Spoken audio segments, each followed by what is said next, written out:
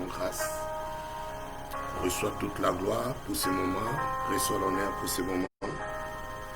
Nous voulons, Seigneur, partager une pensée que tu as déposée dans nos cœurs. Laisse que ce moment soit sous ta direction et sous ton contrôle et pour ta gloire.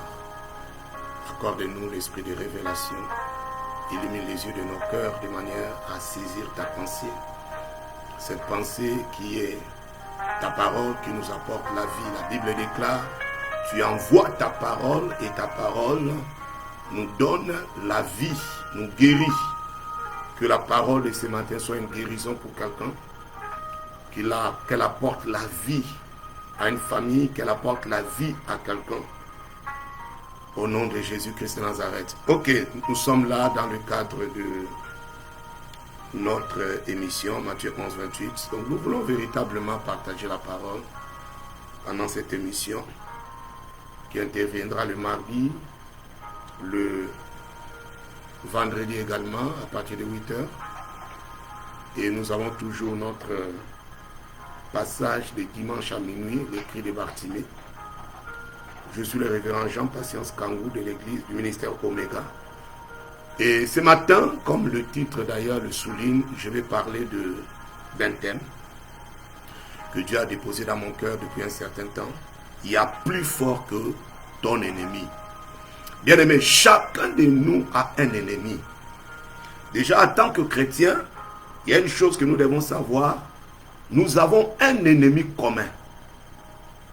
Dans ce monde, il y a deux voies. Il y a la voie de Dieu et il y a la voie de l'ennemi. Donc, dans le spirituel, il n'y a pas trois voies, il y a deux voies. Soit tu es dans le spirituel positif, soit tu es dans le spirituel négatif. Vous voyez? Donc, le jour où tu as fait un choix de dire, en ce qui concerne les chrétiens, bien entendu, je donne ma vie à Jésus-Christ. Il devient mon Seigneur, il devient mon Sauveur, mon Rédempteur. Ces jours-là, sache qu'il y a un ennemi qui est en face de toi. Et cet ennemi qu'on appelle Satan. Maintenant, de manière particulière aussi, chacun de nous peut avoir un ennemi. Un ennemi, c'est qui? C'est quelqu'un qui ne te veut pas du bien, qui souhaite ton malheur, qui ne veut pas de ton bonheur. Tu manifestes par exemple le désir de te marier, mais celui qui s'oppose à ton mariage, à ce que tu te maries, c'est ton ennemi. Tu te maries, tu veux faire des enfants, celui qui s'oppose au fait que tu fasses des enfants, c'est ton ennemi. Tu cherches du travail, mais quelqu'un se dit dans un coin que lui ne doit pas travailler, c'est ton ennemi. Celui qui se marie, cherche à faire des enfants, les gens disent non, il ne doit pas faire des enfants, c'est l'ennemi. Tu cherches à travailler, celui qui s'oppose au travail, c'est l'ennemi. Et tu trouves un travail. Tu veux bien évoluer, être promu dans ton travail. Mais quelqu'un dit non, tout le monde sauf lui. C'est ton ennemi. Bien aimé, nous pouvons trouver des ennemis à des degrés divers. Vous trouverez des familles qui ont un ennemi, ou bien des ennemis, qui ont maintenu cette famille dans une situation, par exemple, de médiocrité, d'échec, de limitation. Oh non, dans cette famille, personne n'aura la licence, personne n'aura la maîtrise, personne ne va voyager, personne n'achètera une voiture, personne ne bâtira. C'est un ennemi. Donc nous pouvons trouver des ennemis à des degrés divers. Dans le quartier, vous pouvez trouver même des ennemis par rapport à vos enfants. Ceux-là qui ne veulent pas de l'avancement de vos enfants. J'irai plus loin, vous allez trouver dans le quartier des ennemis. Où il y a une bande de sorciers, par exemple, qui ont pris la décision que dans notre quartier-là, personne ne doit émerger. C'est l'ennemi. Les exemples sont légion en ce qui concerne l'ennemi. Donc, quelque part, il y a toujours un ennemi. Mais j'aimerais te dire ce matin, que je viens te dire, j'aimerais te dire ce matin autant pour moi, que il y a plus fort que ton ennemi. Alléluia. Il y a plus fort que ton ennemi. Celui-là qui ne veut pas de ton progrès, qui ne veut pas que tu sois en paix dans ton mariage, dans ton foyer, que tu réussisses ton foyer, qui ne veut pas que tu sois en paix avec ton mari ou avec ta femme. C'est l'ennemi. Peut-être qu'il sait quoi fort. Parce qu'il te manipule. Il sait quoi fort. Je vais m'appuyer sur un texte dans la Bible.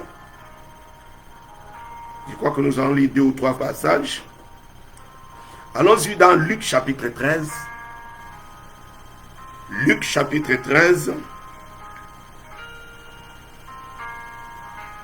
Nous allons lire du verset 10 au verset 16. Luc chapitre 13.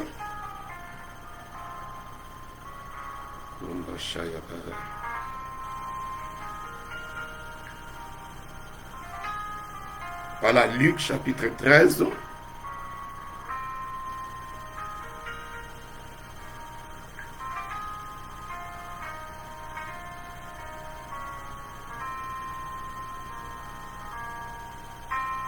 Ok, nous allons lire du verset 10.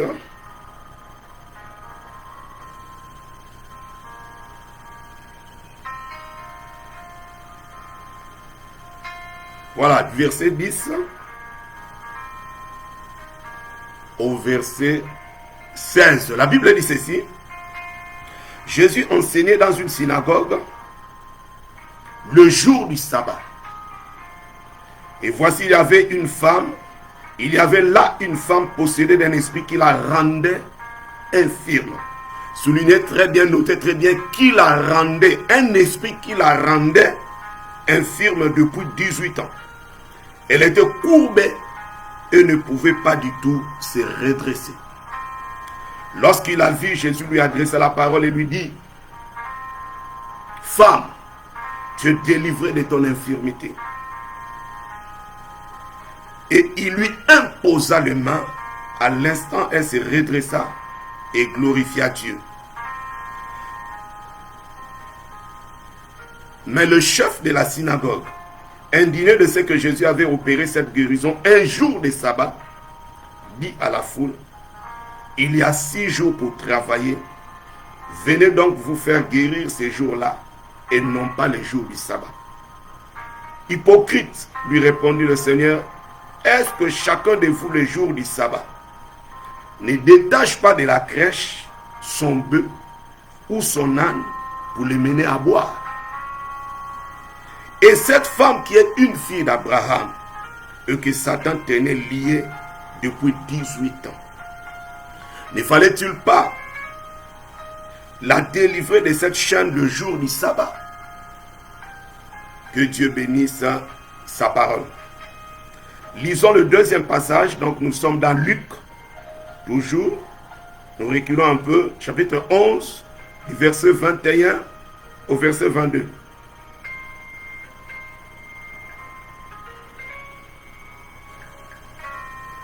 Luc 11, 21 à 22.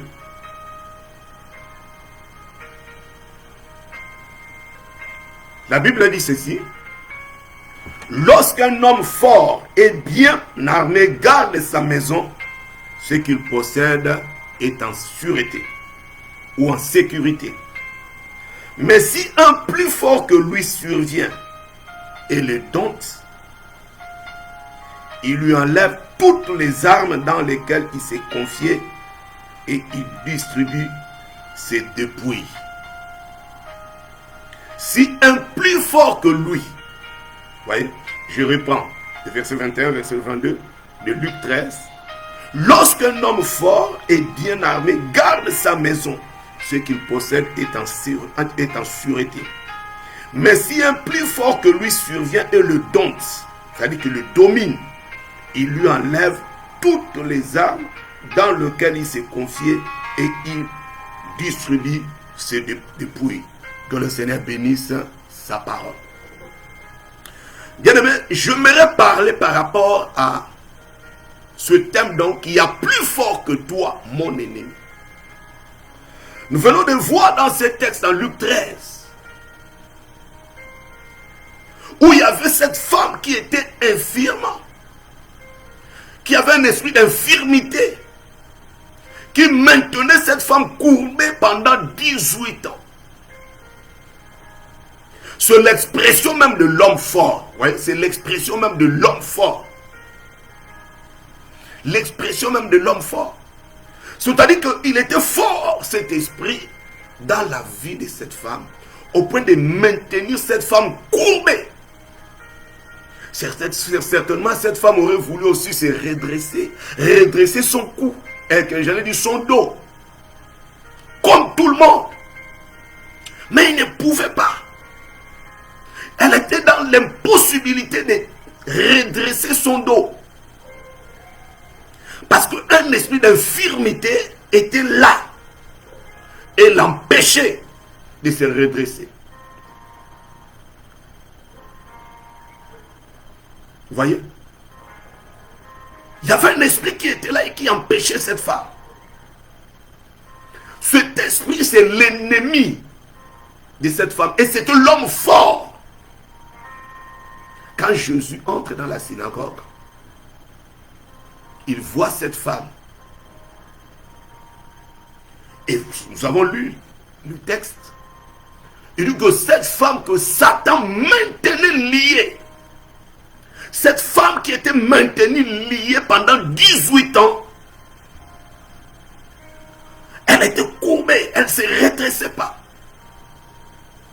Parce que l'homme fort, et quand nous lisons notre texte dans Luc 11, l'homme fort auquel le Seigneur Jésus fait allusion, il ne s'agit pas d'une autre personne, sinon de Satan.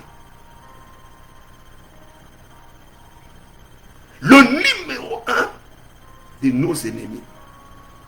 Donc dans ce cas d'espèce, la Bible dit, Satan la maintenait lié. C'était l'homme fort. Et bien aimé, l'homme fort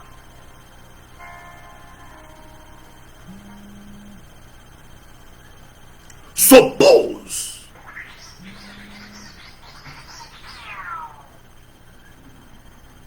Excusez-moi.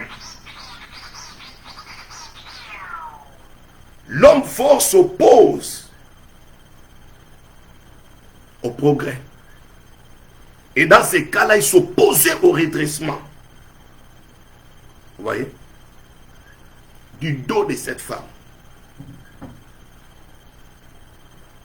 Il s'opposait. Comme l'ennemi. La Bible dit, notre adversaire, le diable, rôde. Or, le mot adversaire, c'est le même mot que opposant. Et c'est ce qui veut dire Satan. C'est-à-dire, c'est un opposant. Il s'oppose au progrès. Il s'oppose à la guérison. Il s'oppose à la bonne santé. Il s'oppose au mariage. Il s'oppose à l'élévation. Il s'oppose d'une manière ou d'une autre. L'ennemi s'oppose. L'ennemi s'oppose.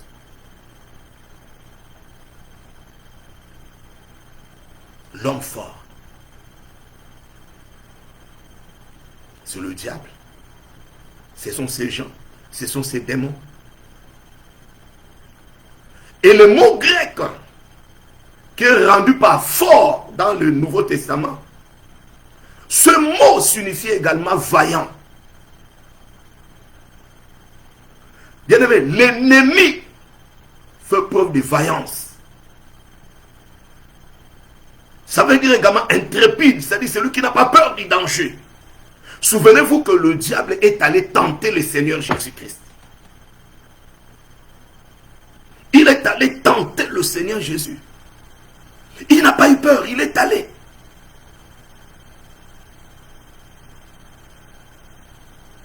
Et si nous regardons également à l'époque de Daniel, nous voyons également le cas de l'archange Gabriel, que le prince des Perses ont bloqué pendant 21 jours.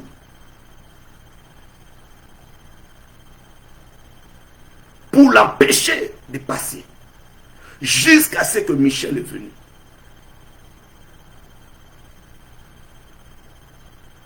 Oui, l'homme fort,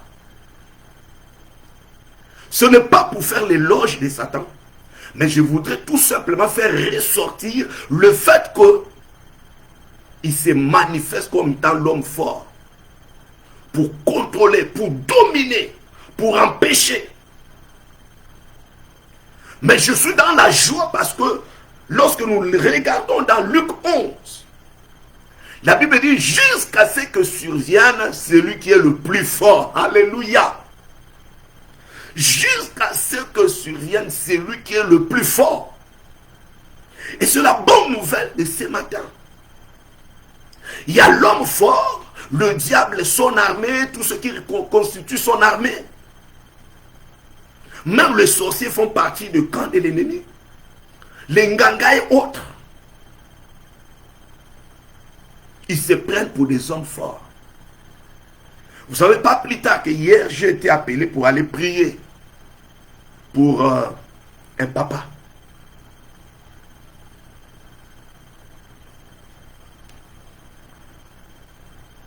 Le monsieur a construit sa maison dans son pays. Et pendant 25 ans, la maison était habitée par sa petite sœur. Et lui-même a trouvé qu'il fallait qu'il aille, qu'il rentre un peu, rester dans son pays pendant un temps. Et quand il arrive, il demande à sa petite sœur de lui libérer la maison. La petite sœur s'oppose, refuse totalement. Jusqu'à ce que l'affaire est allée à la justice. Et la justice a tranché. Et pourtant, ce monsieur avait donné à sa petite sœur 2 camions, avait acheté à sa petite sœur 2 camions. Donc c'est un monsieur qui a quand même des moyens. La petite sœur n'a pas digéré le fait que son frère lui demande de libérer la maison et que lui-même puisse habiter. La petite sœur est allée voir les Nganga, lancer une maladie au monsieur. Vous voyez? C'est ça l'ennemi. La petite sœur a dit qu'elle va tuer son frère. Son grand frère.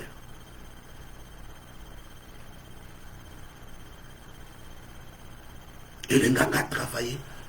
Le monsieur a commencé à ressentir des effets. A fait d'abord un très mauvais songe, un trop mauvais rêve. Et le matin au réveil, il ne pouvait plus s'élever. Ils ont pris le contrôle de son corps pour le faire souffrir, pour qu'il n'ait plus de paix, pour qu'il n'ait plus la santé. Ça, c'est le travail de l'homme fort. Oui. Comme dans le cas de cette femme, il a maintenu cette femme dans l'infirmité pendant 18 ans.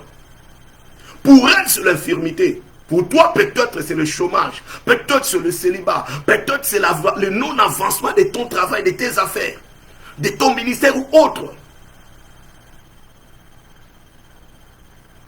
Il y a la domination de l'homme fort et il y a la domination de l'homme fort dans beaucoup de vies. Il y a même des quartiers entiers dominés par exemple par un esprit qui impose